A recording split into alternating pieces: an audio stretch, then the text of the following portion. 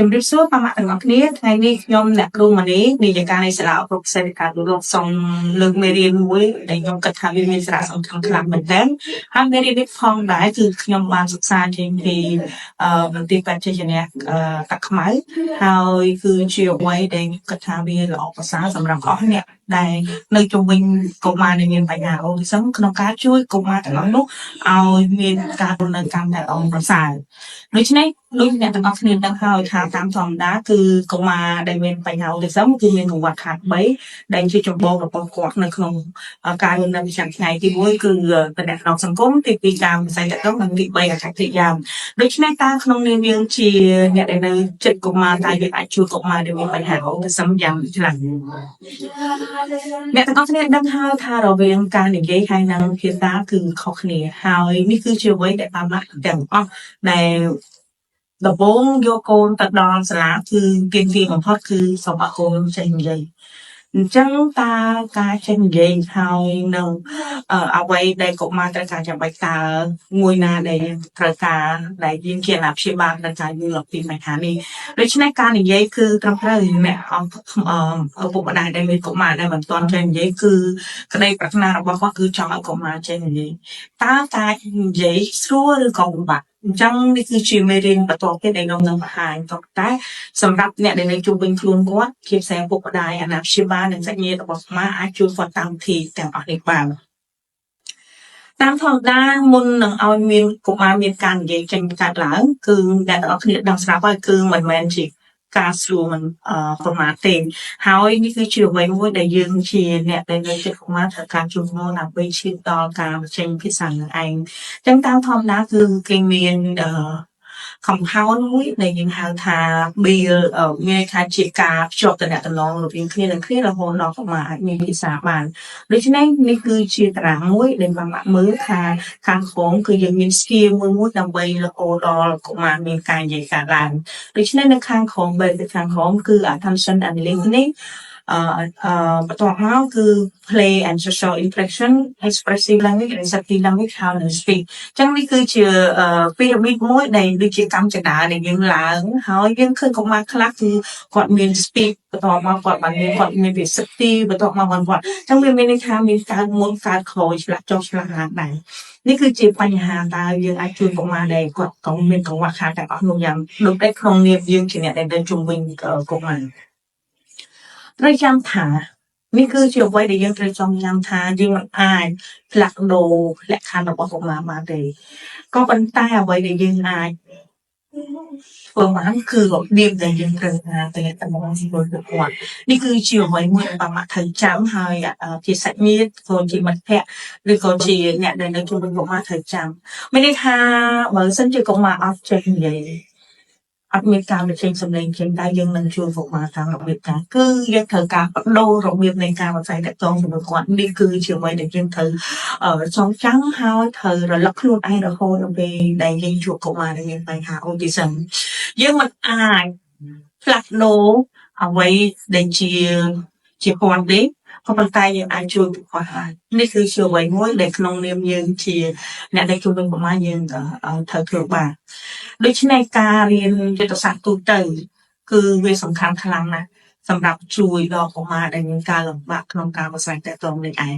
អញ្ចឹងសារមួយនេះគឺខ្ញុំគិតថាវាជាអ្វីមួយដែលរំលឹកបានមកដែរអញ្ចឹងមិនមានន័យថាកូនយើងអត់ចេះនិយាយគឺយើងអស់មធ្យោបាយក្នុងការជួយកុមារយើងឲ្យមានការតាក់ទងជាមួយយើងបានទេអញ្ចឹងមេរៀនមួយនេះគឺលើកទឹកចិត្តយើងដើរទៅមុខរហូតដើម្បីជួយកុមារយើងទោះបីក្នុងកលៈទេសៈដែលកុមារយើងមិនមានភាសាកាសហើយក៏ដោយ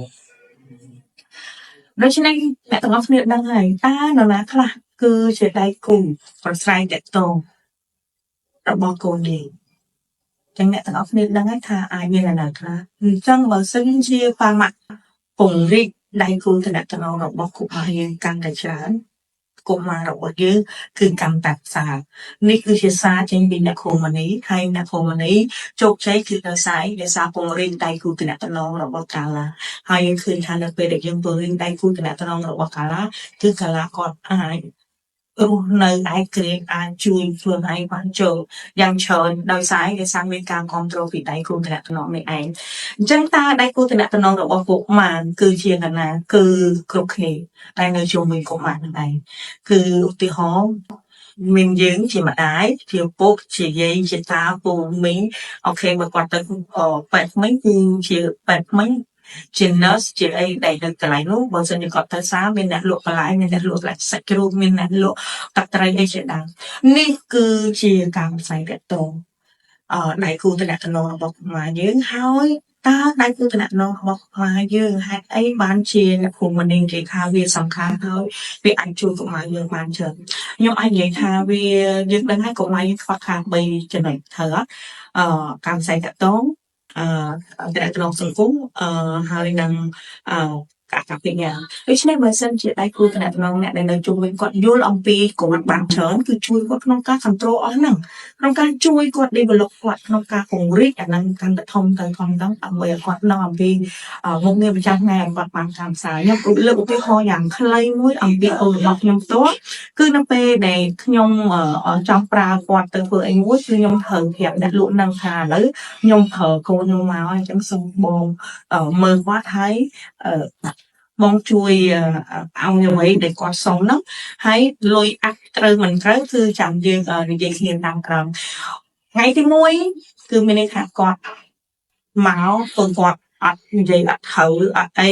ថ្ងៃទី2កាន់តែប្រសើរបន្តិចថ្ងៃទី3កាន់តែប្រសើរបន្តិចរហូតដល់ថ្ងៃក្រោយគឺខ្ញុំអាចឲ្យគាត់ទៅទិញរបស់ដោយអត់មានការប្រាប់អ្នកលក់ជាមុនទេនេះគឺជាអ្វីដែលចេញពីយើងបដាហើយសំបីតែអ្នកដឹកសម្រាមការដាក់សម្រាមចូលក្នុងធុងសម្រាមគឺពេលខ្លះគឺខ្ញុំអត់ធ្វើខ្លួនឯងការលក់តែចាយក៏ខ្ញុំអត់ធ្វើខ្លួនឯងដែរគឺខ្ញុំប្រើការឡាជាអ្នកធ្វើទាំងអស់ដូច្នេះនៅពេលនោះគឺគាត់មានអំណរសម័យហើយគាត់អ្នកដែលជួយគាត់ហ្នឹងក៏រីករាយក្នុងការមានមោទនភាពក្នុងការជួយគាត់ឲ្យបានអបសារដែរខ្ញុំមានអ្នកចិត្តខាងជាដើមមានពូមីងដែលជាចំណូលមួយអីជាដើមដែលជួយគាត់ជុំវិញទាំងអស់ហើយសូម្បីតែ pass out ក៏គាត់ចេះចាក់ចេះអីទាំងអស់នេះគឺជាអ្វីមួយដែលប្រសើរមែនទែនសម្រាប់ការរស់នៅការណាគាត់មានដែលជួយស្រ័យតែត្រង់ខ្ញុំអាចនិយាយថាទោះបីជាការតំណែងគាត់នៅមានកម្រិតក៏ប៉ុន្តែគាត់មានលក្ខណៈល្អប្រសើរទោះបីជាក្នុងលក្ខខណ្ឌខ្លះគឺយើងឃើញថាវាជាការបូលីក៏ប៉ុន្តែក៏វាខ្លះក៏ជួយលើកទឹកចិត្តគាត់ក្នុងការលើកទឹកចិត្តគាត់ក៏ដូចខ្ញុំក៏ការបន្តការងារជាមួយគាត់ឲ្យកាន់តែផ្សារជាងនឹងដែរខ្ញុំលើកទឹកចិត្តជាច្រើនមែនតើពេលដែលយើងមានកដាស់រោគវិឆ័យចេញពីតាជាអ្នកគឺជា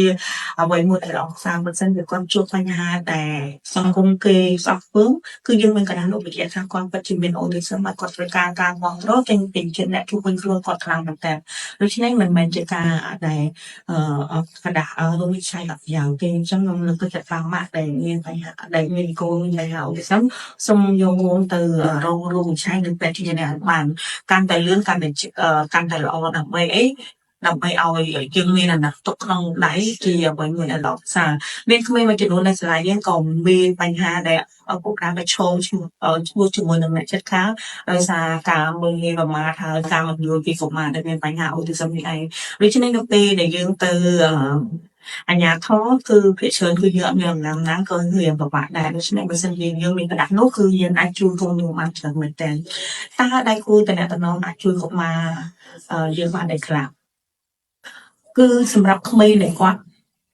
មានបញ្ហាការលំបាកនៅក្នុងការផ្ចង់អារម្មណ៍ហើយនឹងការស្ដាប់តែយើងអាចជួយកូនរបស់យើងក៏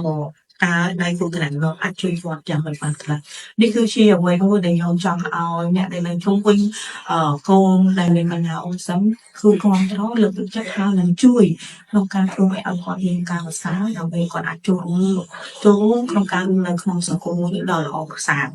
ទី1បើសិនជាយើងផ្ដល់សកម្មភាពទៅដល់គាត់សកម្មភាពនោះគួរតែជាសកម្មភាពតែចាប់អារម្មណ៍ហើយខ្លីព្រោះបើវែងពេកដោយសារគាត់មានthamសិនទេបើយើងឲ្យសកម្មភាពវែងពេកគឺគាត់បបាក់មិនការខ្យល់ដូច្នេះគឺជាអ្វីដែលអ្នកធ្វើឲ្យខ្លីហើយនៅពេលដែលមានសកម្មភាពមួយកើតឡើងគួរតែឲ្យមានការសម្រាប់ច្រើនដែរដោយសារគាត់ អាចធ្វើការវែងបានទេហើយបើអាចគឺការប្រើរូបភាពហើយឬក៏និមិត្តសញ្ញាផ្សេងក៏ការជួយគាត់ដើម្បីគាត់មានការយល់អានេះគឺជាអ្វីមួយដែលសំខាន់ខ្លាំងមែនទែនហើយមុននឹងធ្វើអីជាមួយកុមារគួរតែហៅឈ្មោះគាត់ជាមួយសិនបើសិនជាគាត់ឈ្មោះកាឡាសូមហៅកាឡាសិនហើយចាំយើងបន្តនឹងសកម្មភាពដែលយើងចង់ឲ្យគាត់ធ្វើទេមើលហើយត្រូវគាត់ថានៅពេលដែលយើងធ្វើទីការជាមួយគាត់បើសិនជាគាត់មានការស្ដាប់អញ្ជើញល្អទេហើយយើងមានសម្លេងលោឡាខ្លាំងមែនទែនអានោះក៏បំបែកអារម្មណ៍គាត់ថែមទៀតដូច្នេះអត់ជោគជ័យទេអញ្ចឹងសង្ឃឹមថានៅពេលដែលគាត់មកដែលមាន pool listening មានការស្ដាប់សោសូមអមបរិយាកាសដែលគាត់នៅនោះគឺស្ងាត់គឺស្ងាត់ល្អសម្រាប់គាត់ហើយមួយទៀតដែលសំខាន់ជាងគេគឺអ្នកទាំងអស់គ្នាត្រូវដឹងថាបើសិនជាអ្វីមួយដែលអ្នកទាំងអស់គ្នាបានប្រើជាមួយគាត់ហើយអត់ជោគជ័យអត់នេះទេគឺអ្នកទាំងអស់គ្នាត្រូវតែមានគំនិតផ្នែកដិតធ្វើឲ្យសកម្មភាពនោះកាន់តែរីករាយកាន់តែមានអ្វីមួយដែលល្អសម្រាប់ពួកគាត់បើសិនជាយើងប្រើគាត់តំណែងហើយគាត់អត់ជោគជ័យហើយយើងត្រូវគេនឹងបែបហ្នឹងតំណែងគឺអត់ជោគជ័យអញ្ចឹងយើងត្រូវមានគំនិតច្នៃប្រឌិតរកអីថ្មីហើយ exciting ឲ្យគាត់មានថាប្រកបដោយភាពរីករាយនេះគឺជាអ្វីដែលអ្នកទាំងអស់គ្នាអាចជួយបាននៅក្នុងហ្នឹងគឺអ្នកដែលមកដល់មេរៀនដល់ហ្នឹងគឺគាត់មានសកម្មភាពពីរនៃកាត់ថាជាការប្រមូល attention របស់មកបានយ៉ាងល្អនៅក្នុងសកម្មភាពទាំងអស់នេះទីមួយគេហៅថាការប្រមូល grab attention grabbing មានន័យថាការប្រមូលការផ្ចង់អារម្មណ៍ហ្នឹងគឺទីមួយគេឲ្យយើងមាន game មួយដែលយើងហៅថា what's in the box នៅក្នុងហ្នឹងគឺតើមានអ្វីនៅក្នុងប្រអប់ហ្នឹងគឺមានន័យថាយើងរៀបចំបែបនេះគឺមានថាយើងមានប្រអប់មួយហើយប្រអប់នោះគឺយើងដាក់របស់ដែលកុមារជួយចិត្តឬមួយក៏ដែលកុមារស្គាល់ហើយបន្តមកនៅក្នុងប្រអប់នោះគឺយើងធ្វើអីខ្លះមានន័យថាយើងគូសប្រអប់នោះហើយបន្តមកយើងសួរមើលថាអូខេយើងស្ទាបទៅអូខេសាប់មួយដែលមានច្រហកវែងហើយមានសំឡេងអីគេអីចឹងតើសាប់នោះគឺជាសត្វអីចឹងយើងគូកងហើយយើងចាប់ដើមមកយើងថាអូខេតើទីមើលសាក់មួយសាក់អីយើងតោះយើងលើកចេញមកឲ្យមានសម្លេងមួយដែលគេហៅថា exciting មានន័យថាសម្លេងដែលសប្បាយរីករាយអូគឺជាដំរីគឺយើងធ្វើមកឲ្យគាត់ exciting ហើយជាមួយហ្នឹងហើយយើងយកខ្លួនដៃយើងខ្លួនយើងហ្នឹងយករួមនឹងដៃគាត់ហើយយើងចាប់ដើមអោបសោគាត់ហើយចាក់លេងគាត់ដូចទៅដើម្បីគាត់មានភាពរីករាយនៅក្នុងសកម្មភាពនោះហើយយើងធ្វើបែបនេះគឺដើម្បីគាត់ផ្ចង់អារម្មណ៍ហើយគាត់ព្យាយាមបញ្ចប់សកម្មភាពមួយជាមួយយើងផងដែរនេះគឺជាអ្វីដែលល្អបំផុតដែលយើងហៅថា attention grabbing ហើយមួយទៀតគឺ attention being ការសាងនៅការចោលនឹងមានន័យថានេះគឺជាអ្វីមួយដែលយើងហៅថាgameមួយដែលមានហៅថា stop and start អញ្ចឹងនៅក្នុងខ្មែរយើងក៏មានដែរgameដែលហើយនឹងចាប់តាមនឹងយើងមានជាច្រើនដែលកថាបបារីឆ្លងកាត់ប្រសោតវាគោទុកនឹងដឹងយល់នឹងច្រើនហើយជាតាមរយៈការដែលយើងឆ្លងកាត់ការសិក្សាច្រើនឆ្នាំមកគឺយើងមានដាក់ទៀតដែរអញ្ចឹងយើងមានចាក់ភ្លេងឲ្យភ្លេងរងទៅដាក់ភ្លេងឲ្យភ្លេងគាត់ងំអត់មានភ្លេងគាត់អញ្ចឹងនេះគឺជាការមួយដែលយើងហៅនៅក្នុងការនេះគឺគេប្រើជាឧបករណ៍តន្ត្រី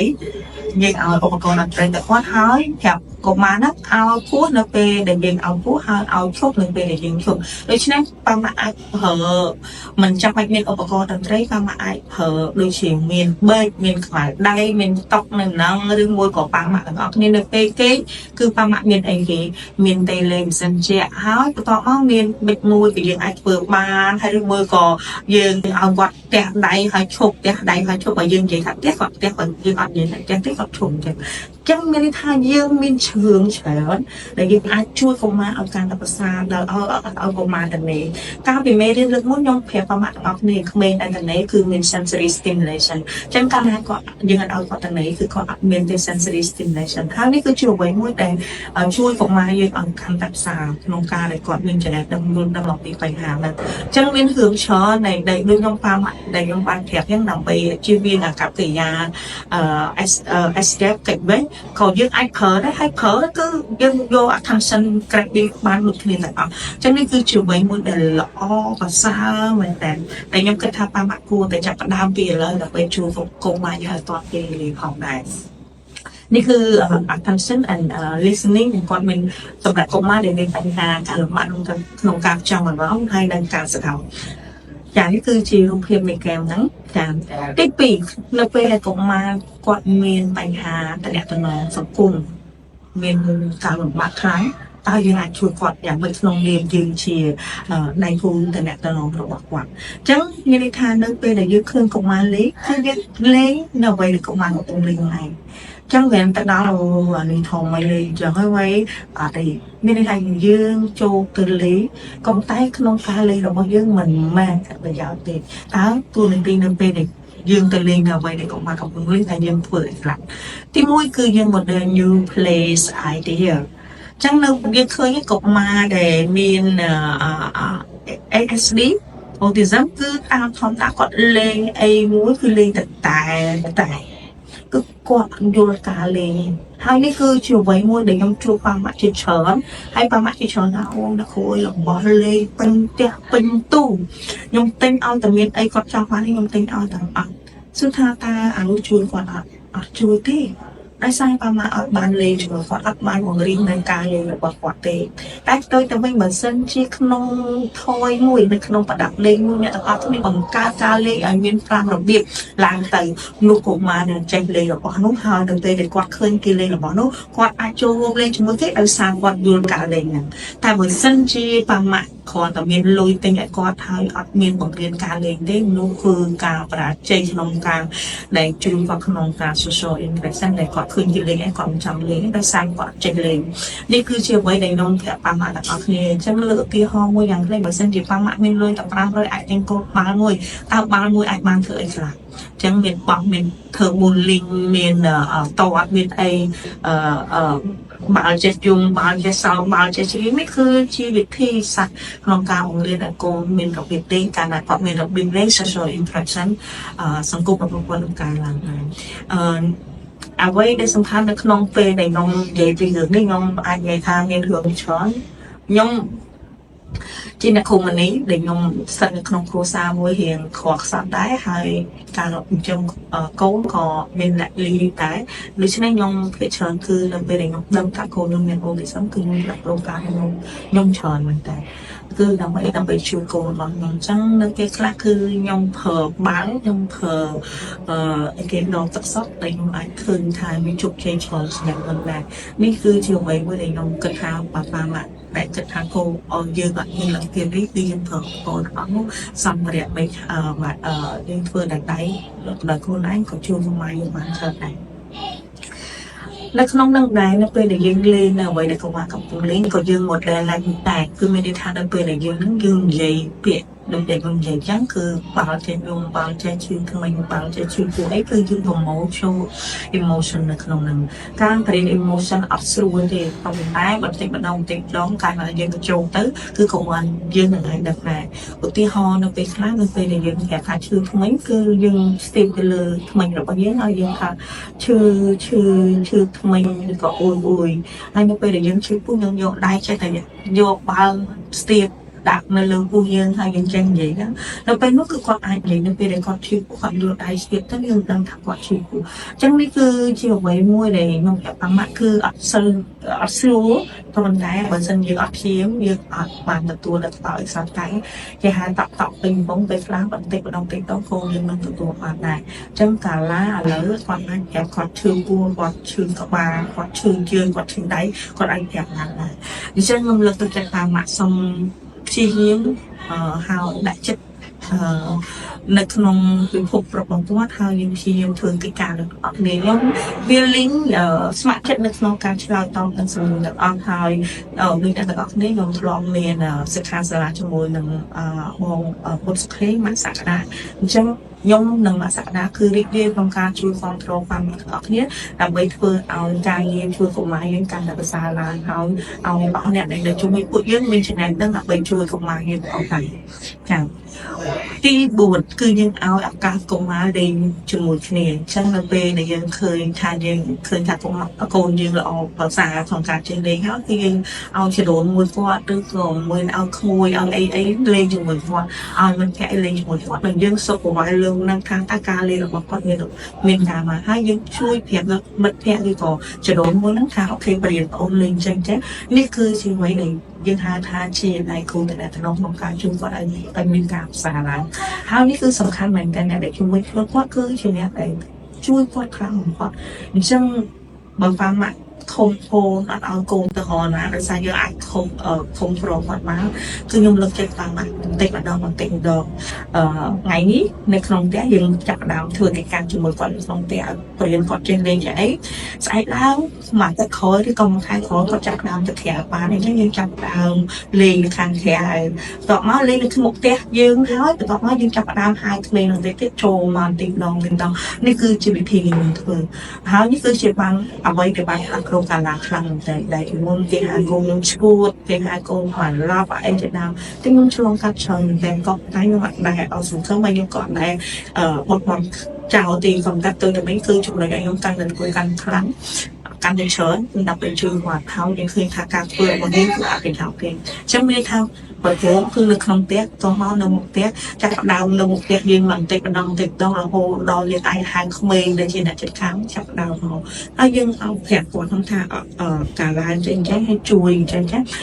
នេះគឺជាអ្វីមួយដែលអនសាមែនតើក្នុងការជួយកុមារយើងត្រឡប់វិញណានឹងឲ្យចុងក្រោយគឺសំខាន់មែនតើនៅពេលដែលយើងឃើញគាត់លេងហើយបន្ទាប់មកគាត់ធ្វើបានល្អក្នុងការលេងហ្នឹងគឺគេគាត់ចេះឲ្យគេគាត់ចេះចែករំលែកគាត់ចេះរងចាំវេនគាត់ចេះអីហ្នឹងគឺបងប្អូនដឹងហើយការពីមេរៀនមុនគាត់មកបានប្រាប់ហ្នឹងគឺសុំសរសើរនៅពេលដែលកុមារយើងធ្វើបានល្អនេះគឺជាអ្វីដែលសំខាន់បំផុតគេហៅថាស៊ីជូណាអញ្ចឹងគឺមានថាបើសិនជាយើងសរសើរក៏កាន់តែធ្វើកាន់តែល្អកាន់តែច្រើនជាងមុនទៅទៀតចានេះគឺជាសកម្មភាពកំណត់នៃសកម្មភាពផ្សេងជួយឲ្យតាមមានកំណត់ក្នុងការធ្វើជា social interaction នៅពេលដែលជួយកុមារដែលមានបញ្ហាសង្គមហ្នឹងទីមួយគឺ turn taking អញ្ចឹងនេះគឺជាអ្វីដែលយើងអាចជួយឲ្យកូនចេះរងចាំវិញអញ្ចឹងគេហៅថា rolling the ball មាន game 2ហើយ rolling the ball បោះបាល់ហើយមានបាល់និងទី2គឺ building a tower គេថាសាំមួយចឹង rolling a ball ដូចអ្នកនរគ្នាដឹងហើយមានថាយើងយកបាល់មួយយើងបោះបាល់ទៅម្នាក់ហើយពេលយើងបោះយើងក៏ហៅឈ្មោះគាត់អញ្ចឹងយើងអាចលេងនៅក្នុងផ្ទះយើងជាមួយមានប៉ាមានម៉ាក់មានយាយមានបងមានប្អូនអីចឹងយើងលេងម្ដងហើយចឹងអ្នកទាំងអស់គ្នាដឹងហើយនៅពេលដែលលេងបាល់ហ្នឹងគឺយើងបោះហើយនៅពេលគាត់បោះហ្នឹងគឺមានតែយើងត្រូវមើលមុខអ្នកហ្នឹងហើយយើងត្រូវហៅឈ្មោះអ្នកហ្នឹងអញ្ចឹងនេះគឺជាអ្វីដែលជួយឲ្យកុមារចេះមើលឲ្យកុមារចេះសន្អល់ឲ្យកុមារចេះនិយាយផងដែរហើយដូចខ្ញុំនិយាយចឹងគឺកុមារយើងគឺខ្សោយក្នុងការធ្វើសព្វនាមក្នុងការយល់ពីសព្វនាមអញ្ចឹងបានមកខើឈ្មោះតែម្ដងទៅ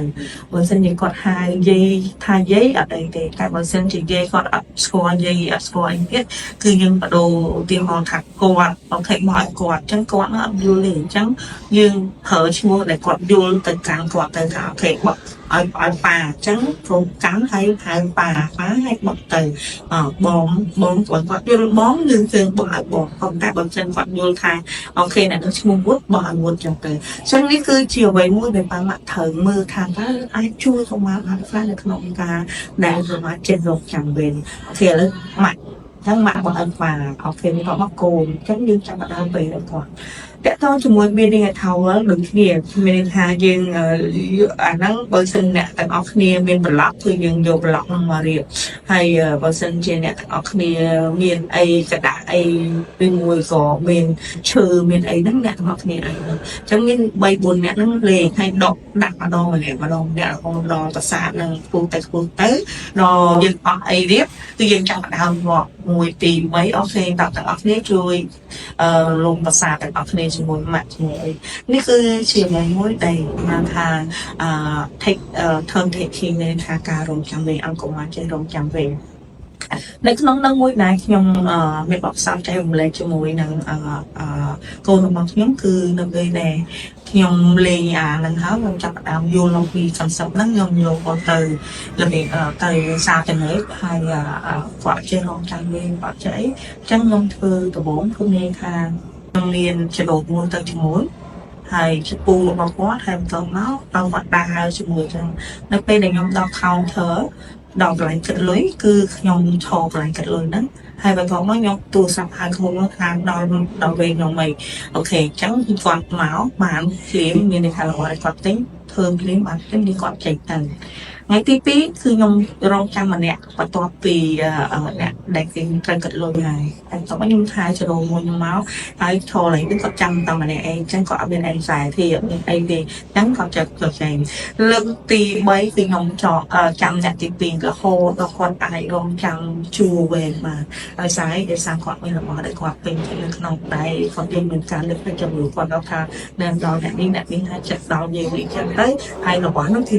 នៅក្នុងដៃដែលជារបស់ដែលគាត់ជួយចំណេញអញ្ចឹងតាមមកដឹងថានេះគឺជារបៀបមួយដែលជួយឲ្យកុំឲ្យមានការរក្សាក្នុងការក្នុងការគ្រប់គ្រងពីអ្នកជំនាញឯងហើយពេលដែលខ្ញុំទៅខំធ្វើមួយគឺខ្ញុំតែប្រាប់ថាគុំមិនដឹងថាទៅខ្ញុំសុំ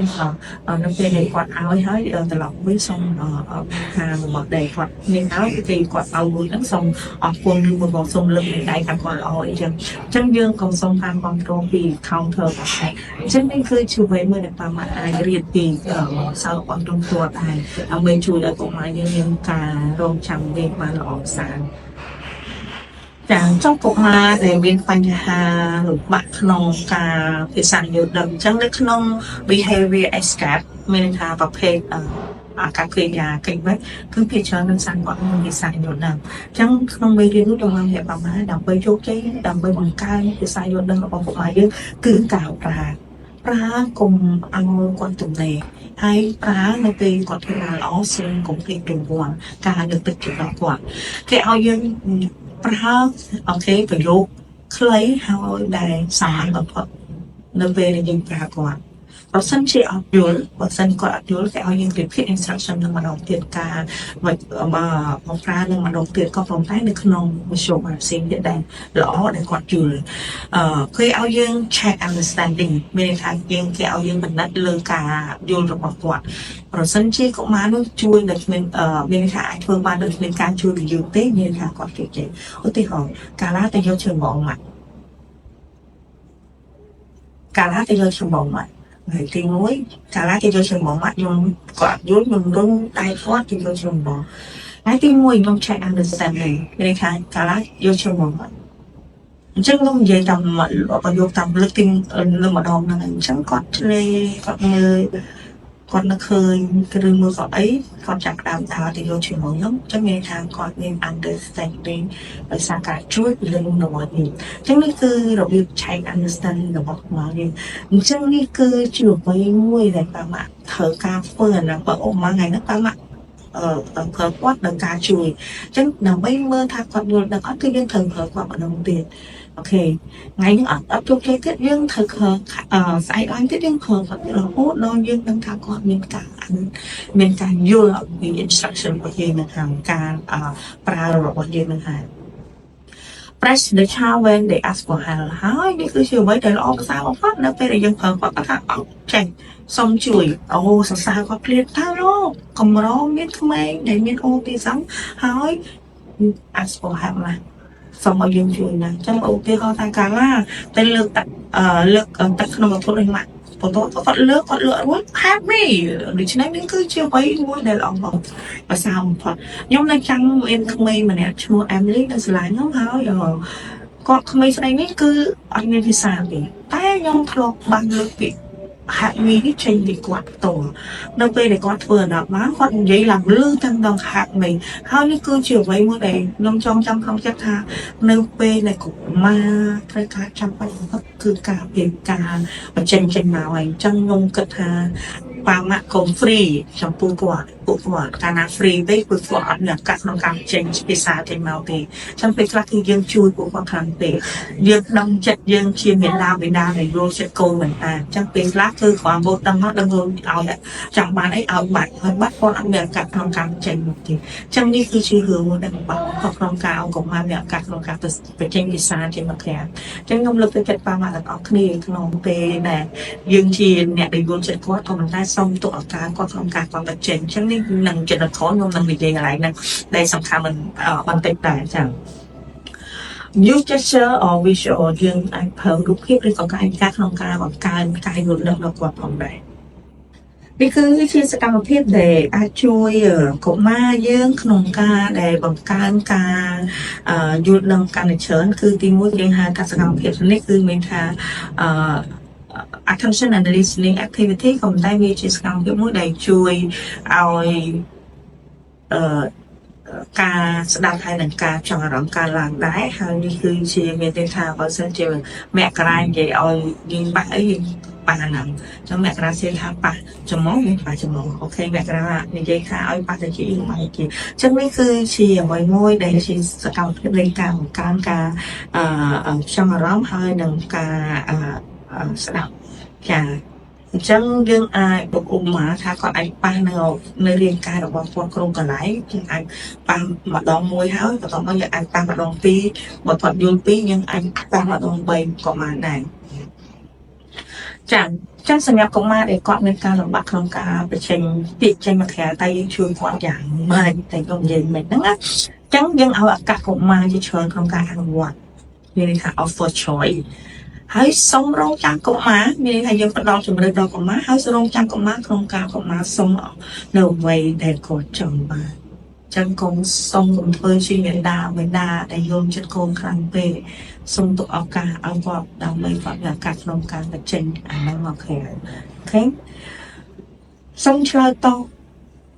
ដោយវិជ្ជមាននៅគ្រប់ communication ក្នុងការតំណងគ្រប់បែបទាំងអស់ចឹងវាហៅគាត់អស់ដៃយើងទៅយល់ទឹកអូខេកូនល្អមែនតើចេះអស់ដៃមកយល់ទឹកអូខេបន្តមកទៀតអូខេគាត់ច្អល់ទៅលើហើយយើងឃើញលើនឹងមានអីមាននំអូខេកូនល្អមែនតើចេះច្អល់អី5ម៉ាក់ចឹងវាថាយើងត្រូវតែឆ្លើយតបទៅវិជ្ជមាននៅក្នុង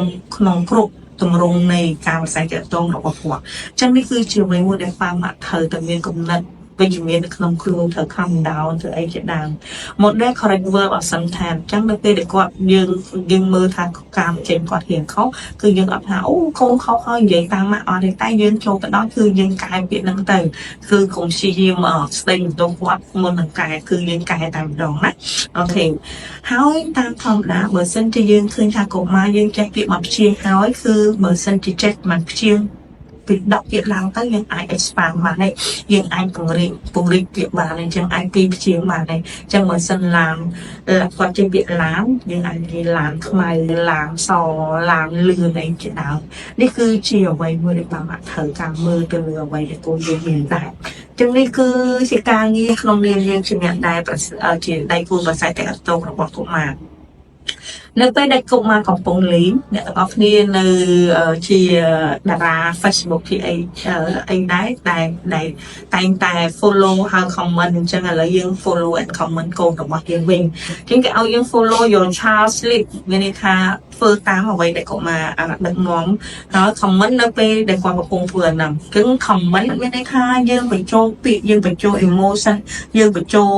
creative idea តទៅជាមួយនឹងការលេងអីជាដើមនេះគឺអ្វីដែលខ្ញុំចង់ឲ្យប៉ាម៉ាក់ធ្វើហើយបាច់ទៅធ្វើនៅលើ Facebook ទេធ្វើនៅលើកូនយើងទៅដើម្បីកូនយើងកាន់តែប្រសើរអញ្ចឹង comment របស់ប៉ាម៉ាក់នៅពេលដែលគាត់នៅជាមួយគាត់គឺជាអ្វីដែលពង្រីកការនិយាយរបស់គាត់នឹងឯងពង្រីកការយល់ដឹងរបស់គាត់នឹងឯងគេឲ្យយើងប្រើភាសាសាមញ្ញគេឲ្យយើងនិយាយពាក្យកលឹះចឹងអ្នកទាំងអស់គ្នាឧទាហរណ៍ថាញ៉ាំបាយតើពាក្យកលឹះមួយណាជាអ្នកខ្លះថាញ៉ាំចឹងអ្នកទាំងអស់គ្នាមើលថាញ៉ាំបាយពាក្យកលឹះមួយណាចឹងគេឲ្យយើង repeat keyword គេថាពាក្យកលឹះចឹងបើកូនយើងអត់ទាន់ចេះពាក្យពីរព្យាង្គយើងញ៉ាំបាយគឺពាក្យពីរព្យាង្គចឹងគាត់មានឱកាសក្នុងការបញ្ចេញពាក្យហ្នឹងឯងចឹងយើងហៅពាក្យកលឹះគឺ យើងដឹងហើយបាយកាលណាយើងនិយាយបាយមានន័យថាយើងញ៉ាំបាយត្រូវអញ្ចឹងយើងពាក្យកលឹកគឺបាយអញ្ចឹងនេះគឺជាអ្វីដែលប៉ាម៉ាក់ត្រូវការដឹងទាំងអស់គ្នាថាតើពាក្យមួយហ្នឹងខ្ញុំគួរតែនិយាយឲ្យប្រើជាមួយកូនខ្ញុំដើម្បីឲ្យកូនខ្ញុំកាន់តែប្រសើរឡើងចាគេឲ្យយើងប្រើរូបភាពឬក៏កាយវិការនេះគឺគ្រប់គ្នាហ្នឹងបើសិនយើងមានការលំបាកក្នុងការផ្សាយកាត់តគឺពីរហ្នឹងគឺកាយវិការនិងរូបភាពហើយគេឲ្យយើងនេះគឺជាអ្វីមួយដែលអ្នកទាំងអស់គ្នាត្រូវតែធ្វើនេះគឺជាអ្វីដែលសំខាន់ហើយឲ្យកុមារជាងគេហៅថារបៀប intraverbal មានន័យថាមុននឹងនិយាយពាក្យសកលគឺ incorrective feed ឬកាប់មានន័យថាគេហៅថាអ្នកទាំងអស់គ្នាដឹងហើយថាទីហោញ៉ាំអញ្ចឹងគាត់អាចបញ្ចប់ចុងដោយដាក់ពាក្យថាបាយ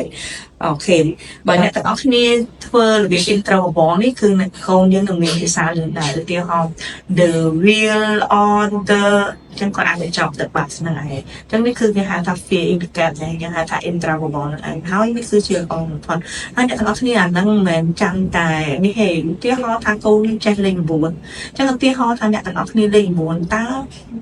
ពាក្យអីខ្លះសំណួរអីខ្លះដែលចេញមកចេញលេខ9អញ្ចឹងអ្នកទាំងអស់គ្នាអានោះក៏គេហៅ fear ដែរតែក៏គេហៅថា intraverbal ដែរឧទាហរណ៍ថាសិលាចង់គាត់លើកលេខ9មកគាត់និយាយហ្មងត្រូវហ្មងលេខ9អញ្ចឹងយើងទៅចាប់ទៀតកូនអាយុប៉ុន្មានចឹងគាត់និយាយមក9កូនពាក់បែជាងលេខម៉ាន9ឃើញទេថ្ងៃហ្នឹងថ្ងៃទីម៉ាន9ឃើញនេះគឺជា fear in the gap នេះគឺជា intraverbal ដែលយើងជួយឲ្យកុមារកាលណាកុមារឮសំណួរហ្នឹងម្ដងពីរដងបីដងអញ្ចឹងនៅពេលដែលអ្នកដទៃនិយាយមកកូនអាយុប្រហែលគឺគាត់អូហើយមុនខ្ញុំលឺម៉ាក់ខ្ញុំណានិយាយអាយុប្រហែលគឺខ្ញុំឆ្លើយលេខ9អញ្ចឹងនេះគឺជាអ្វីមួយបង្កើតឲ្យកុមារមាន social interaction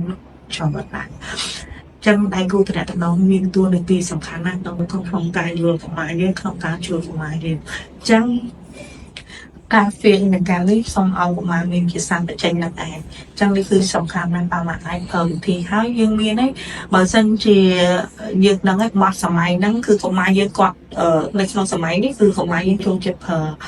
ទូរស័ព្ទណាស់ហើយភាគច្រើនគឺតាមអត្តបទគ្នាដឹងហើយទៅពេលដែលទៅជួបអ្នកជំនាញគឺអ្នកជំនាញថាមកពីការប្រើប្រាស់ទូរស័ព្ទហ្នឹងហើយដែលធ្វើឲ្យកុមារយើងអនឡាញមានតំណងលេងអីទាំងអស់ក៏ប៉ុន្តែទៅជំវិញបើសិនជាយើងប្រើទូរស័ព្ទនេះដោយឲ្យវាមានគុណតម្លៃគឺខ្ញុំគិតថាទូរស័ព្ទគឺជាអ្នកដែលជួយបំពេញចរិតខ្វះខាតរបស់កូនយើងដែរអញ្ចឹងបទពិសោធន៍ហ្នឹងគឺកាលណាប្រើទូរស័ព្ទនេះគឺកាលណាមានភាសាត្រឡប់មកវិញដោយសារខ្ញុំចាប់ផ្ដើមធ្វើ free indicate នេះមានន័យថាចម្រៀងដែលគាត់ចេះឲ្យខ្ញុំចាក់តតាដើម្បីគាត់ពេញចង់ក្រោយអញ្ចឹងមានន័យថាអ្វីដែលវីដេអូដែលគាត់មើលដដែលហ្នឹងគឺខ្ញុំមើលហើយខ្ញុំចាក់ខ្ញុំស្កប់ខ្ញុំឲ្យគាត់និយាយអីហើយបើខ្ញុំបន្តទៅទៀតចឹងខ្ញុំយកភាសាពីសាលាគឺដោយសារវីដេអូហ្នឹងហើយវីដេអូហ្នឹងគឺជារៀនរបស់ខ្ញុំខ្លាំងបំផុតរបស់សាលាដែលខ្ញុំជោគជ័យក្នុងការយកភាសាគាត់ត្រឡប់មកវិញហើយគ្រប់ពេលដែលខ្ញុំនៅចិត្តសាលាគឺខ្ញុំនិយាយរហូតមានន័យថាខ្ញុំជីកម៉ូតូអូខេខ្ញុំច្អល់សារទូរពងពេលរស៊ីខ្ញុំច្អល់ដោយមិនដឹងថាកាលាខ្ញុំដឹងថាកាលាមិនយល់អ្វីដែលខ្ញុំនិយាយតែខ្ញុំនិយាយនៅពេលដែលខ្ញុំយកកាត់នៅជាមួយគាត់រហូតដល់នេះគឺជាអ្វីមួយដែលសប្បាយខ្ញុំដែរនឹងសារថ្ងៃមួយខ្ញុំជិះទៅកាត់ប៉េរូស៊ីគាត់និយាយថាប៉េរូស៊ីដូច្នេះសប្បាយយើងមែនតើនៅពេលដែលគាត់អាចចេញមកអញ្ចឹងគ្រប់ពេលដែលប៉ាម៉ាក់មានឱកាសនៅជាមួយកូនសូមកុំបិទមាត់សូមបើកមាត់ឲ្យធំហើយសូមនិយាយរហូតដល់កុមារនៅពេលនោះកុមារនឹងចាប់ផ្ដើមយល់ចាប់ផ្ដើមយកភាសារបស់យើងបានច្រើនខ្ញុំនឹកទឹកចិត្តប៉ាម៉ាក់ណាគ្រប់ពេលវេលាដែលប៉ាម៉ាក់មានឱកាសនៅមួយកូនបិទមាត់យើងអាចនិយាយតាមអ្វីដែលយើងអាចធ្វើបាន observe wait and listen យើងតែញ៉ាំមើលហើយអង្កេតមើលហើយយើងរងចាំហើយយើងស្ដាប់ថាតើយើងលើកអីចេញគាត់អញ្ចឹងអង្កេតហើយចេះរងចាំហើយនឹងស្ដាប់អូខេតែសម្រាប់ក្មេងដែលមានការលំបាកក្នុងការនិយាយយើងជួយយ៉ាងម៉េចក្នុងជួយគាត់យ៉ាងម៉េចទីមួយគឺយើងឲ្យគាត់ឲ្យមានឱកាសច្រើនក្នុងការអនុវត្តក្នុងការនិយាយហ្នឹងហើយយើងជា model នៃការកែ pronunciation មានន័យថាការចេញតង់របស់គាត់បានត្រូវឬក៏ខុសហើយខ្ញុំសូមឲ្យកុមារ copy នៅអ្វីដែលជានេះថាកូនឯងនិយាយខុសនិយាយតាក់មកមិនបាច់ទេគឺយើងមិនដែលពាក្យនឹងចូលតែម្ដងជួយកុមារក្នុងការតំណែងនៅក្នុងមធ្យោបាយផ្សេងដែលប្រើរូបភាពការចង្អុលបង្ហាញកាយការអីជាដើមអញ្ចឹងបើសិនគាត់ចេះតែនិយាយគាត់ចេះអស់ហ្នឹងក៏មិនមែនជា social interaction ដែរអញ្ចឹងគាត់ចេះប្រើដៃគាត់ចង្អុលអីចេះប្រើរូបភាពអីជាដើមហើយនៅពេលដែលគាត់មានការនិយាយចេញមកទោះបីភាសានោះត្រូវឬខុសគឺយើងនៅលើកទឹកចិត្តគាត់យើងនៅទៅសើគាត់ដដែលយើងមិនគិតថាកុមារដែលគាត់មានបញ្ហាទៅអូទីសឹមឬក៏កុមារធម្មតាគឺមានប្រភេទខ្មាស់អញ្ចឹងប្រសិនជាយើងទៅអួតប្រាប់គេថាកូនខ្ញុំចេះនិយាយសូមនិយាយដែរណាពីព្រោះការនិយាយនៅមុខមនុស្សជាច្រើនហើយមនុស្សថ្មីគាត់មិនស្គាល់គឺគាត់ភ័យខ្លាចចឹងគាត់នឹងមិននិយាយទេតែផ្ទុយទៅវិញបើអ្នកទាំងអស់គ្នាធ្វើបែបនេះគឺអត់សួរសំណួរកុមារទេក៏ប៉ុន្តែ comment នៅលើអ្វីដែលពួកគាត់និយាយកំពុងធ្វើហើយជាយាមកុំសួរកុមារឲ្យនិយាយផ្ទុយទៅវិញគឺយើងចាប់ផ្ដើមដោយឲ្យកុមារចេះកញ្ចប់ចំអានេះគឺអ្វីដែលល្អបំផុតជាចុងក្រោយសរុបទៅវិញមានការងារជាច្រើនដែលអ្នកអាចធ្វើក្នុងនាមជាតែបុគ្គលិកតំណងរបស់កុមារយើងសូមកុំភ្លេចណាសូមជួយកុមារយើងខ្ញុំសូមបងប្អូនទាំងអស់ជួយកុមារដែលមានបញ្ហាអូទីសឹមទោះបីក្នុងគ្រប់កលៈទេសៈណាដែលអ្នកទាំងអស់គ្នាគិតថាអ្នកទាំងអស់គ្នាជួយគាត់ក្នុងពេលនោះអ្នកទាំងអស់គ្នាបានចង់រំលងខ្ញុំជាឪពុកម្ដាយរបស់កុមារតែលំបាកបណ្ណាដូច្នេះការគ្រប់គ្រងនៅខាងក្រៅគឺជាអ្វីមួយដែលមិនទុកកុមារចោលនៅក្នុងផ្ទះឃ្លាំងកុមារមិនឲ្យចេញមកក្រៅឲ្យស្គាល់សង្គមឲ្យស្គាល់ពិភពលោកមួយនេះដូច្នេះសូមបងប្អូនទាំងអស់គ្នាលើកទឹកចិត្តជួយគ្រប់គ្រងកុមារអូទីសឹមនៅខាងក្រៅឲ្យបានច្រើនទៅតាមតែអាចធ្វើទៅបានចាខ្ញុំរងចាំឆ្លើយសំណួរគ្រប់ទាំងអស់ក្នុងមេរៀនដៃគូតំណែងរបស់កុមារលើចាំថ្ងៃនេះខ្ញុំអ្នកគ្រូម៉ានីដែលជាវិទ្យាសាស្ត្រនៃសាលាអប់រំពិសេសនៃការលូតលាស់សូមគោរពអរគុណហើយក៏សូមបានជួយ Subscribe ហើយនឹងជួយបន្តមេរៀននេះទៅតាមអ្នកដទៃទៀតក៏ដូចជាបងប្អូននៅទីដទៃទៀតដើម្បីគាត់មានចំណេះដឹងក្នុងការជួយកុមាររបស់យើងយ៉ាងសូមអរគុណ